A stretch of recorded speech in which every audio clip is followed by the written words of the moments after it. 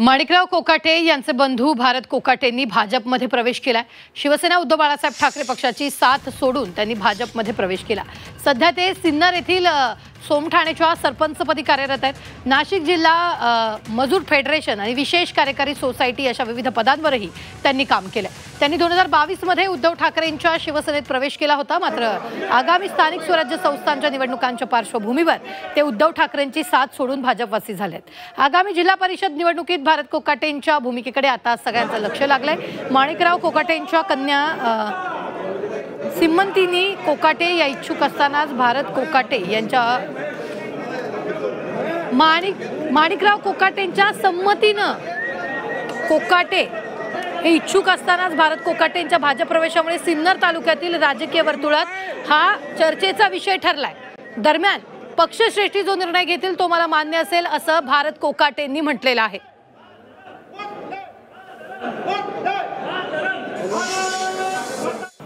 Bharatiya Janata party पक्षामध्ये आज त्यांच्या सहकाऱ्यांबरोबर प्रवेश केला आहे।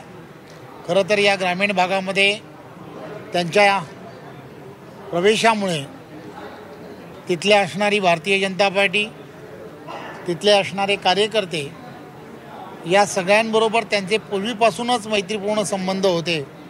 त्यामुळे त्या भागाला एक वेगळं बळ मिळेल असं राजकीय भूमिका म्हणता येणार नाही मला। तर खरं तर मी उभाटात प्रवेश ज्या दिवशी केला त्या दिवशी मी ठरवलं होतं की कुठल्याही आता यानंतर पक्ष बदल किंवा पक्ष प्रवेश करायचा नाही आणि एकाच पक्षात काम करायचं आणि प्रामाणिक करायचं।